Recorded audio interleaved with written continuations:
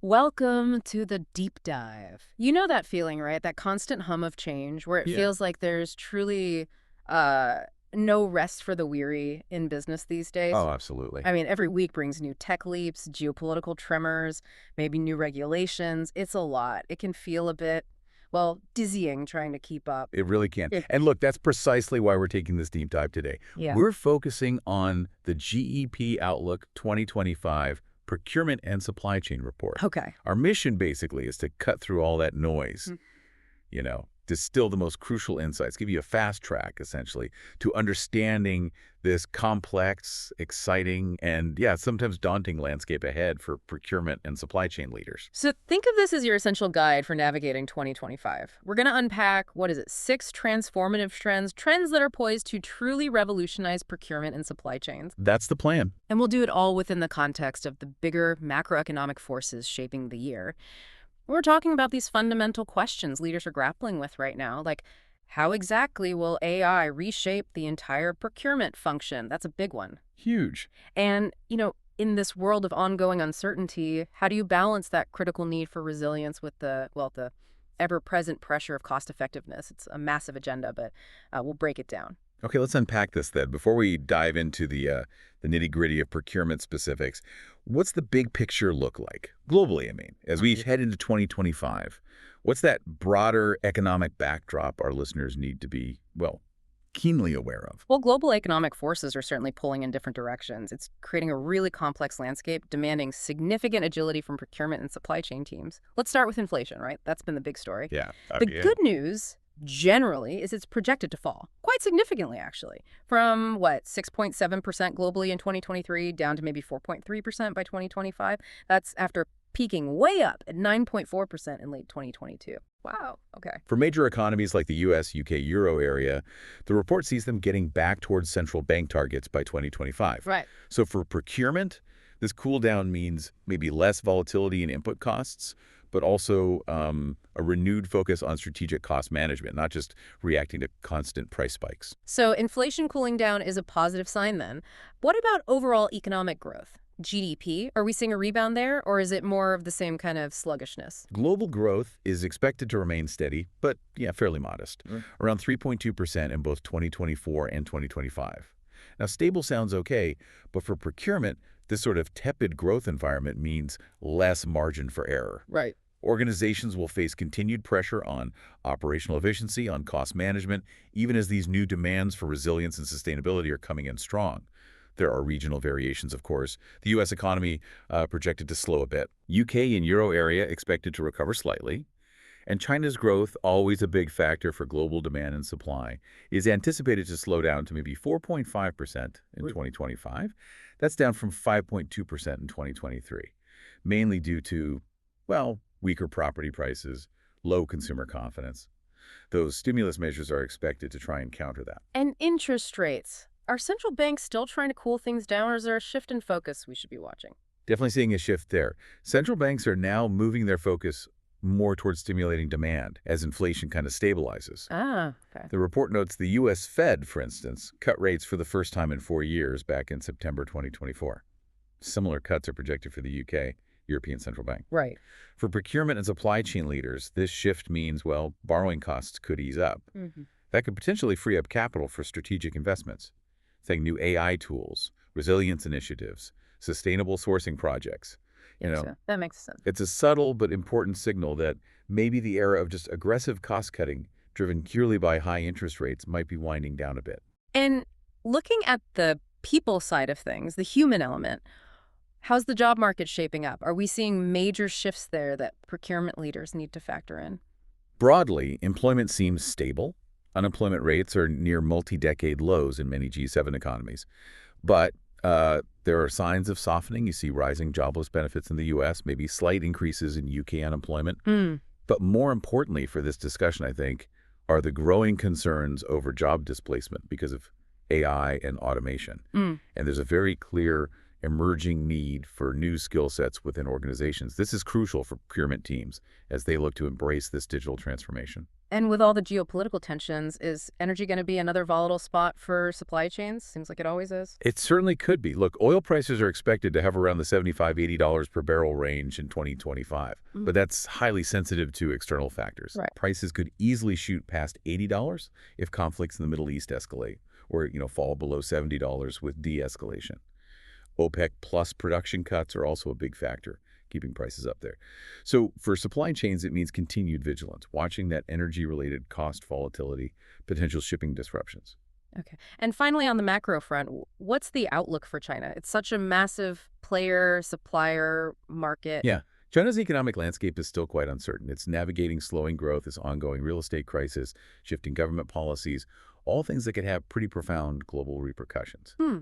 Given China's role, largest supplier of many critical materials, major importer, any deeper or longer slowdown there will impact other economies based on their trade and investment ties. Procurement leaders really need to stay aware of how China's future growth model and how it handles potential trade issues will keep shaping global supply dynamics. It's key. Okay, so we've painted the macroeconomic backdrop. Now let's zoom in. How are these global currents actively rewriting the rulebook for procurement and supply chain leaders? The report identifies 6 transformative themes shaping the future. What are they and why do they matter so much right now? Yeah, and if we connect this back to that bigger picture we just discussed, these themes really illustrate a procurement and supply chain landscape that's, well, on the brink of a major digital transformation. Things like adaptability, sustainability, proactive risk management, they won't just be buzzwords. They will genuinely set leading organizations apart. The report kicks off with a really dramatic statement about AI. It says, the beginning of the end, procurement as we know it. Wow, that sounds seismic. What does that truly mean for the function? It is a powerful statement, isn't it? Because it signals a fundamental change.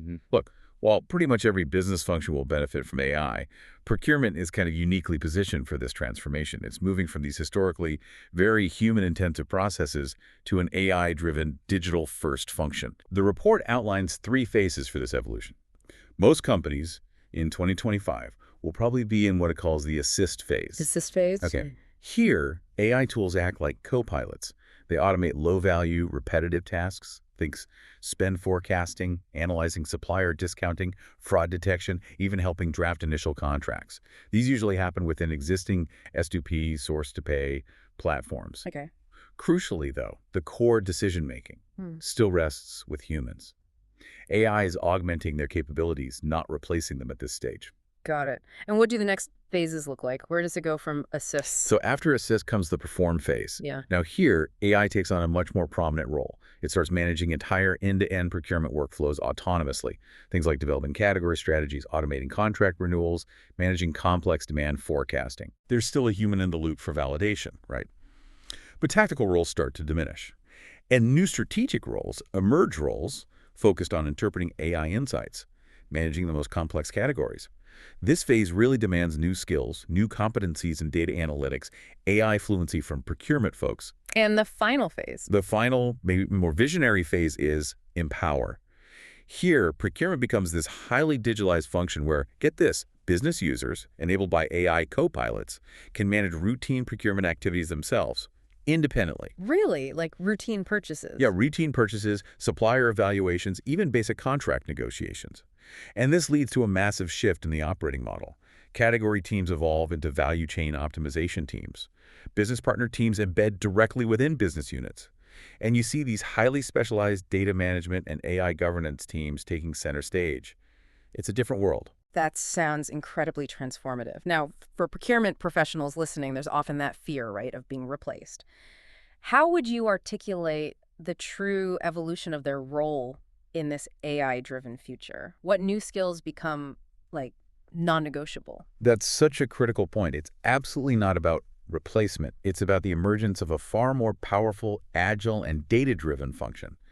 AI unlocks deeper insights going way beyond just automation. Right. Success will be measured by new metrics, agility in responding to supply disruptions, maybe demonstrable reductions in greenhouse gas emissions, the proportion of touchless transactions, things like that. Okay. To achieve this, organizations need a clear AI vision and strategy, absolutely need strong executive alignment, and they must invest heavily in data management. Clean, accessible, governed data, that's the backbone. And yes, upskilling teams in digital literacy, AI fluency, business analytics becomes absolutely critical. Talent strategies have to adapt. The report then dives into AI-powered procurement orchestration. That sounds like something that could simplify things massively for the whole business, making purchasing maybe more intuitive even for non-experts. Is this truly the breakthrough procurement has been waiting for? It really has that potential, yes. Orchestration platforms essentially enable end-to-end AI-driven self-service across the entire source-to-pay process. Mm-hmm. Imagine like generative AI guiding employees through purchasing, recommending preferred suppliers, helping with price negotiations, automating compliance checks, all within one single integrated platform. That would be huge. Exactly. Yeah. The shift is designed to free up procurement teams to focus on more strategic activities, right? Supplier innovation, proactive risk mitigation. What's particularly exciting is how these tools use vast amounts of data and machine learning to optimize decisions, forecast demand more accurately, and proactively manage risks. They're constantly monitoring supplier performance, geopolitical factors, market conditions in real time. So they can actually flag risks before they happen. That's the idea. They can highlight potential risks and even recommend alternatives to minimize disruption before it hits. Yeah. It's moving from reactive to proactive. So if companies want to deploy these tools effectively, what are the key things to get right? What's the catch, maybe? Well, the report highlights three critical considerations. And yeah, these are often where companies stumble. First, there has to be a clear link to broader corporate goals. These tools aren't magic wands, right? They must align with specific objectives, compliance, cost reduction, efficiency. Right. Avoid that, try to solve everything on day one trap. Yeah. Second, data quality and integration are absolutely crucial. This is often the Achilles heel. Always the data. Always the data. These Yeah. platforms rely on real-time, accurate data. So prioritizing clean, integrated data from your ERP, finance systems, supplier portals, that's essential before you even start. And lastly, change management is vital, not an afterthought. Yeah. Deploying these tools is a big shift in how people work. So you need full-fledged programs, communication, training, workshops to foster a cultural shift that really embraces data and automation. And this really raises an important question, doesn't it? How can companies ensure they leverage this tech not just for efficiency, but for a truly seamless, value-adding purchasing experience across all business areas? Okay, next up, AI agents. That term sounds pretty futuristic, maybe a bit sci-fi, but the report claims they're no longer theoretical and actually an operational necessity. What exactly are these AI agents? Yeah, you're right. It does sound like something out of a movie. But in reality, AI agents are basically intelligent, interactive software tools. They're powered by AI, and they operate autonomously or semi-autonomously. Yeah. They manage tasks, analyze data, make decisions based on parameters you set, real-time info, and machine learning. In the short term, you'll see them automating routine stuff, generating purchase orders, matching invoices. Standard automation, then. Well, yes, but also more. They'll be monitoring risks, using predictive analytics, disruptions like severe weather, geopolitical events, and providing much more accurate demand forecasts by crunching historical data and market signals. So moving beyond those routine tasks, what about longer term? How sophisticated can these agents get? In the longer term, yeah, we're talking about AI agents autonomously negotiating prices, selecting suppliers, dynamically adjusting sourcing strategies based on market shifts. Wow. They'll also likely be capable of suggesting supplier performance improvements, tracking complex compliance requirements for supplier relationship management. Ultimately, they're poised to optimize entire supply flows, watching everything from raw materials to final delivery, recommending changes, or even intervening to optimize steps along the way. That sounds honestly almost too good to be true for some listeners. How do companies overcome that natural skepticism around adopting such powerful, autonomous tools? Skepticism is totally natural and important to address head-on. The report suggests focusing on reliability first. AI agents need to offer transparent, data-backed reasoning for their decisions. It can't be a black box. Right. Transparency is key. Absolutely. They should also always be designed with human-in-the-loop oversight, meaning they support human expertise, acting as collaborators, not replacements. And crucially, don't try to, boil the ocean. Start small. Exactly. Limit complexity, build gradually. Start with pilot programs to demonstrate clear, incremental benefits. You're not trying to automate everything overnight. Build trust. So what are the key steps then to actually get started successfully with AI agents? Where do you begin? Getting started is paramount, yeah. First, choose some high-profile pilot projects. This lets you assess effectiveness and risk in a controlled setting, build momentum, and importantly, internal confidence. Makes sense. Second, ensure you have high-quality data sources. We keep coming back to data, right? Yeah. Accurate, high-quality data is foundational. You might need to invest in data management and governance tech before deploying agents. Finally, establish a cross-functional operational and governance team. Get diverse stakeholders involved, early IT, legal, business units, procurement. That ensures proper integration, helps resolve issues, provides balanced oversight for these new tools. What's fascinating here is how these agents are really poised to transform supply chains into truly predictive, adaptive networks. It's a significant leap forward for leaders ready to take that first step. Okay, shifting gears a bit. The report reflects on these rapid shifts in procurement priorities over the last, 5 years? Yeah. Moving from just cost savings to pandemic safety, then this intense focus on ESG, environmental, social governance. How has the very definition of value in procurement evolved through all of this turbulence? That's a great question, because value is absolutely no longer defined solely by cost. That's a massive shift. These new pressures, resilience, sustainability, comprehensive risk management, regulatory compliance, they've fundamentally reshaped the value proposition. Procurement now has to master all of these dimensions. Not just cost anymore. Not just cost. Historically, success was mostly measured by TCO, total cost of ownership, or simple procurement savings. Now, new metrics are crucial across multiple fronts. Resilience, measured by supply chain flexibility, maybe time to recovery from disruption. Sustainability, tracking carbon emissions, ethical practices. Risk management, proactively identifying and mitigating supply chain risks before a crisis hits. Even supplier relationships are measured differently now by their strength, their long-term partnership potential for innovation, not just the price they offer. So communication changes too. Hugely. Procurement needs to communicate how its decisions contribute to overall business resilience, regulatory compliance, long-term sustainability, moving well beyond just reporting cost savings. And the report says something quite striking here. Resilience comes at a cost, and that's acceptable. That feels like a huge departure from the traditional focus on lean, just-in-time thinking, doesn't it? It absolutely is. Building resilience, say, through dual sourcing, nearshoring, maybe increasing safety stock, often involves higher short-term costs. No doubt about it. But these should now be positioned as essential long-term investment. Investments, not just costs. Exactly. They ensure business continuity, prevent revenue loss, maintain customer trust during disruptions. Procurement leaders need to become vocal advocates for this thinking at the executive level. And equally important, sustainability and compliance are just non-negotiable now. Regulatory demands, stakeholder expectations, they're substantially more stringent. Leaders have to embed ESG goals right into supply chain strategies. Think tracking Scope 3 emissions. Scope 3. That's the tricky one, the indirect emissions up and down the chain. That's the one. Indirect emissions from suppliers, customers, the whole value chain. And building flexible procurement systems that integrate compliance tracking right from the start is critical. So it's not just about adapting to new demands anymore, but really building in capabilities that anticipate problems rather than just reacting after the fact. Precisely. Risk management is no longer simply reactive.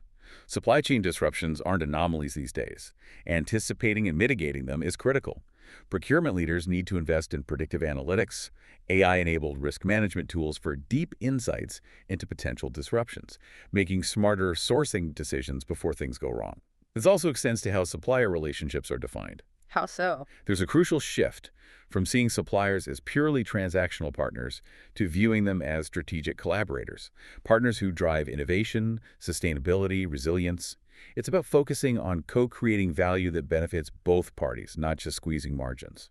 And this really raises an important question, doesn't it? How do you actually measure these new, sometimes more subjective forms of value and ensure they're integrated into every strategic decision?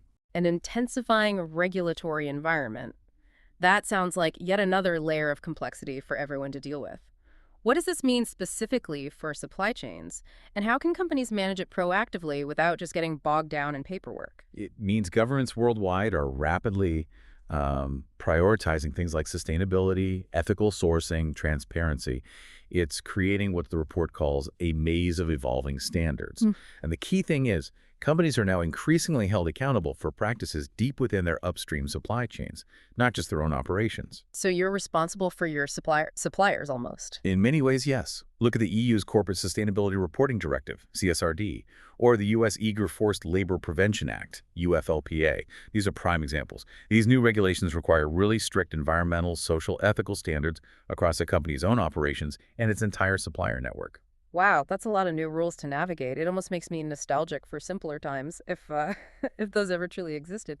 But seriously, what are the essential strategies for companies to actually achieve regulatory readiness here? You're right, it's a huge undertaking, but it's also an opportunity. The report outlines 5 key priorities. First, companies really must embrace transparency as a strategic differentiator. How does that help? Well, it builds trust with regulators, investors, customers. It requires developing clear reporting frameworks, maybe aligning with standards like CSRD, and adopting technology solutions to track and verify supplier data origins, environmental impact, labor practices, the works. Okay, transparency first. What else? Second, redefine compliance. See it as an ongoing process, not just a periodic check-the-box activity. Modern regulations demand responsive visibility, proactive oversight. So maybe establish compliance task forces to monitor regulatory changes and provide regular updates internally. Makes sense. Keep it continuous. Third, upgrade your supplier contracts and reporting accountability. Revise agreements to include specific compliance clauses, sustainability targets, labor practices, environmental impact, and implement regular audits and performance reviews based on those clauses. Got it. Contracts and audits. Fourth, enhance those supplier audits and scorecards. Move beyond just periodic audits to more structured systems for continuous evaluation. Increase the frequency and depth, especially for high-risk suppliers. And revise your scorecards to explicitly include ESG, labor, and ethical sourcing criteria. Okay. Finally, fifth, build resilience through diverse, localized supply chains. Geopolitical tensions, regulatory pressures, they're pushing companies to rethink global sourcing.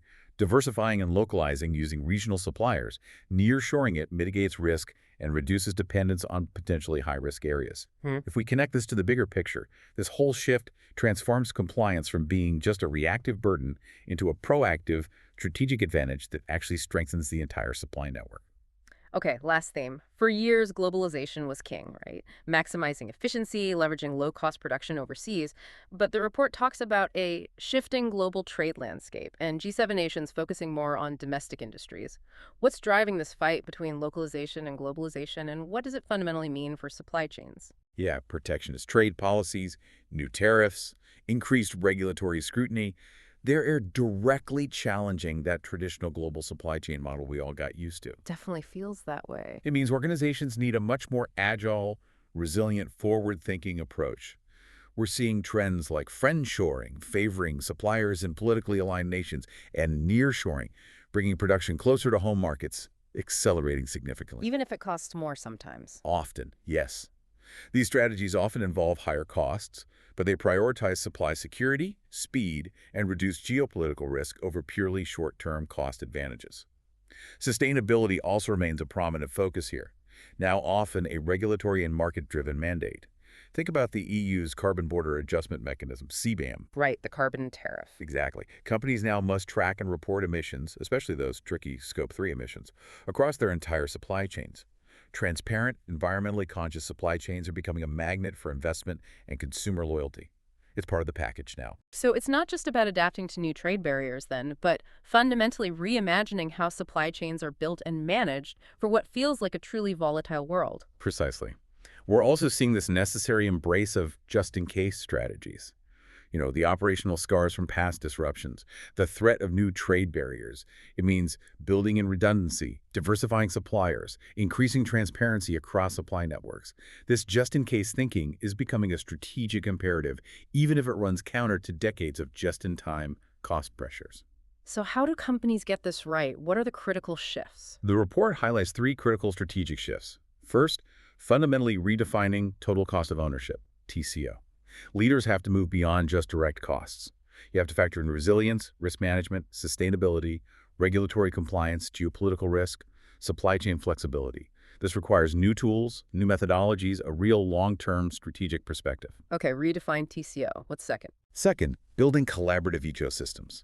Treat your suppliers, your logistics providers, maybe even sometimes your competitors as connected partners. Collaborate on cost, innovation, risk management. This fosters agility, helps everyone mitigate challenges together. Makes sense. And third, And third, accelerating to a new supply chain strategy. You need to prepare now for a world likely to have more trade barriers. That means accelerating those long-term shifts. Diversification, nearshoring, friendshoring, regionalization. It means, as the report puts it, repositioning the proverbial compass for a whole new supply chain model. What's fascinating here, really, is that these aren't just incremental tweaks. They require a bolder, accelerated transformation of the entire supply chain model, emphasizing resilience and adaptability above almost everything else. wow, what a deep dive indeed. We've covered so much ground today, from, the nuances of the global macroeconomy all the way to AI's profound impact on the operating model and this really evolving definition of value in procurement and supply chain. It's crystal clear that 2025 isn't just another year on the calendar. It's going to be a truly pivotal one for leaders in this space. It certainly is. I mean, this report makes it clear that procurement and supply chain leaders have these unprecedented opportunities right now to transform their operations into truly agile, resilient ecosystems. Embracing AI and these new orchestration tools while also navigating these complex trade policy shifts and regulatory demands, that's what will truly position companies for a real competitive advantage in this new landscape. Ultimately, this deep dive really shows us that 2025 isn't just about reacting to change. It's a pivotal moment. A moment where leaders who proactively invest in these transformative tools, who foster adaptability within their teams and processes, will truly secure that competitive edge. It makes you wonder, doesn't it? What one thing will you, listening right now, prioritize to not just survive, but truly thrive in this new landscape?